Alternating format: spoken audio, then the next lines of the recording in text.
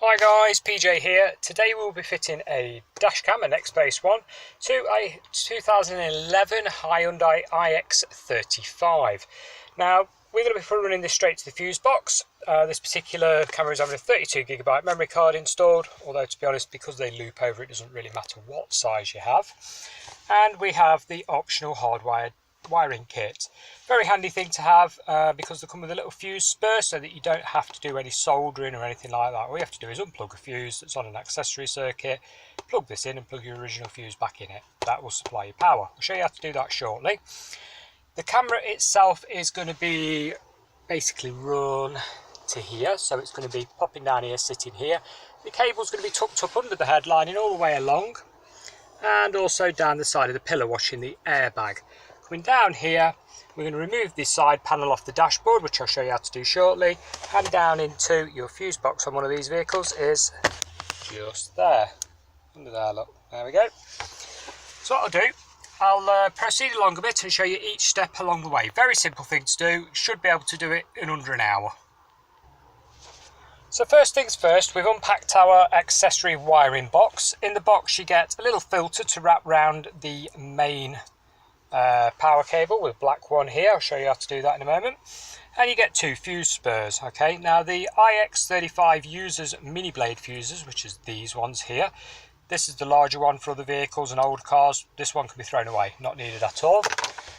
And on the end of this is a bullet connector which you will patch into your power cable. Your earth cable you will be earthed to some suitable bolt or chassis section of the vehicle at the side of the dashboard, which I'll show you shortly. To get to the side of the dashboard, it's pretty straightforward on one of these cars. You're going to need a plastic leverage tool, such as a bojo tool like this. It's like a plastic scraper. You can order these off eBay, Amazon, that type of place. Do not use a metal screwdriver, you will damage the plastic trim. It is very, very soft on these vehicles, so it's not going to stand up to. Make sure you use plastic. Likewise, you can order these wiring kits normally from the same sort of place, really, Amazon and eBay and stuff like that, most car accessory shops. Very handy thing to do and does the job nice and properly. So get your little pry tool, open your door, and then this panel here, you can pop your pry tool in the edge. There's normally a little slot look to put it in. You can see that there, like a little dint. I'm going to need two hands to do this, so I'll just pop it like so. Like I say, it's just in and lever all the way around. It's on little plastic legs, look. There we go, that's off and out of the way. You've now got clear access to the side of the fuse box and also to a bolt to earth your cable into. So I'll run the cable in and show you how I earth it and what to do with the actual cable in itself to suspend it from the roof. So to support your cabling from the roof lining, I mean, you're going to tuck it up under the lip, but let's face it, our roads have a lot of potholes and stuff, and if you hit one, the last thing you want is your cable dropping down in front of your view while you're going along. There's a couple of ways you can do this. My favourite way, get yourself some zip ties, zip tie them around the cable, snip the end off, and then wrap them in electrical tape so there's no sharp edges digging into your headlining. Okay, you could do it other ways. I mean, you could probably just wrap some tape around and pack it out a little bit, you know, periodically. And you've also come to your filter. Now your filter was closed when you saw it when I first opened it. We've cracked it open. Look, it's on little clips, yeah. And what we're going to do is wrap that round the end of the cable near the little mini USB plug. So the sort of cable sits in it and wraps round it like this, as if by magic. There we go. So it basically goes through it, loop it over it, and back out the other side. And that's your filter done. So go ahead and snip all these up, tidy them up and put your electrical tape on to cover them over, and then we can pop them in the headlining. So all you've got to do with your headlining, just gently, you don't need to go at it like a bull at a gate, you know, you can get your hands under it, look, and it just flexes enough for you to tuck under the little nodules that you've made, yeah? So you can just pull it down very slightly and tuck it up. You'll feel them go under. There is a gap, look, you can get your whole finger under there. So make sure they all sit there and they will stop the cable falling back down again, look. The headlining should hold it on its own, it's just an extra measure. Like I say, last thing you want is the cable dangling in front of you while you're driving, okay? So we're going to run that all the way along so it pops out here on the left hand side of the mirror, on the passenger side of the mirror, and then run the cable down the side here. Now to put the cable down the side of this without messing around with the airbag or anything, all you're going to do is follow it back down to where you took your side panel off and pull the rubber off, yeah? All the way up to the corner, so you can put your fingers behind it and just do that with it, yeah? At that point, you can get your cable, leave some slack so it can go around the corner and tuck it under, like so. All the way under. You can probably get your little plastic tool and shove it down neater than that, you know. And then up into this corner here, make sure it lips under the headline. And again, I'm going to use my plastic pry tool just to tuck it down and up under it. Like so. You need it good to go back to a factory finish, so you can never tell you've been there. Cable tucked right up in the corner, under here.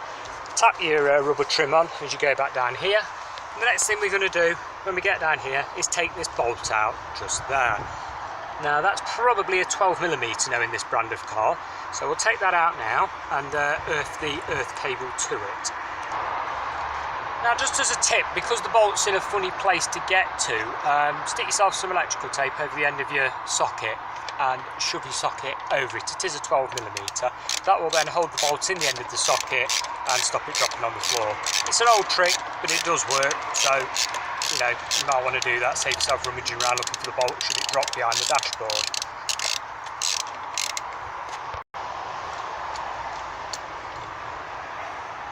And there's your bolt, safe and sound.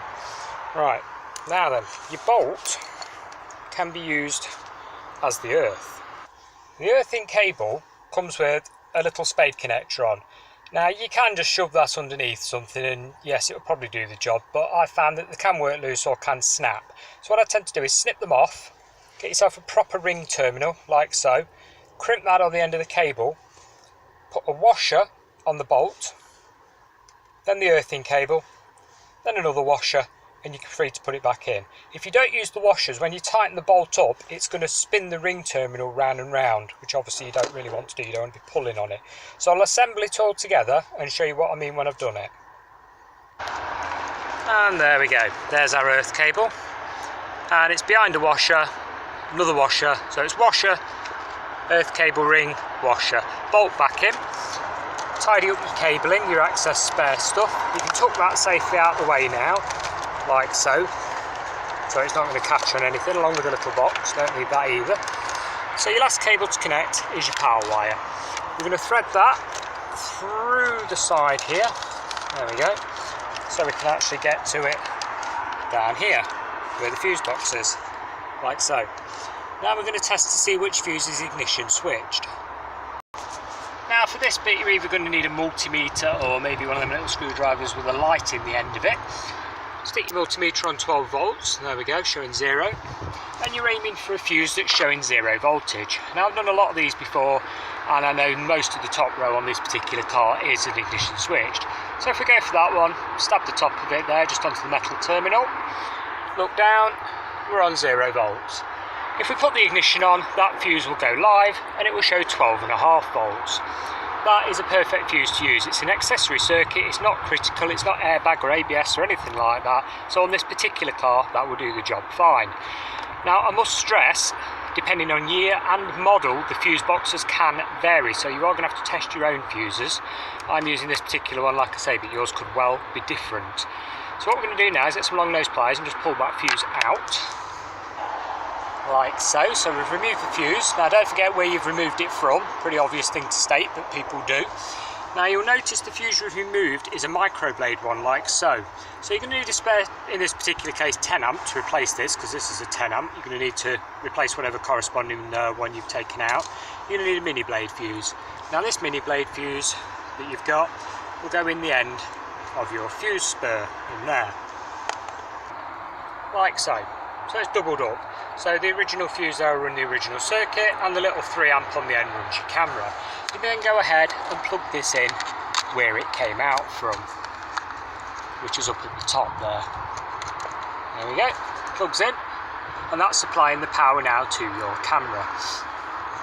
At this point I'd just like to say, if this looks too technical or you're struggling with it in any way, you should seek professional advice. If you take it to a company and they break your car, obviously they're insured to repair your car. If you break it, you'll have to pay out for it yourself. Likewise, obviously injury. You could quite easily injure yourself messing around with cars. So I'm afraid I've got to say, in that way I'm held no way liable or responsible for any injury or damage sustained from trying to follow this video. Right, now we're going to test our camera. So with the camera in place, plugged in, and we've used the adhesive pad on this window screen because it's got the black textured effect here. A lot of these cameras come with an adhesive pad or a sucker. If you've got the smooth version, so it's as smooth as glass, yeah, you can use the sucker. But if you've got the texture here, 10 to 1, you're going to have to use the sticky pad. Right, basically we're going to switch the ignition on and make sure the thing switches on. If it does, you're good to go. So position 2 ignition.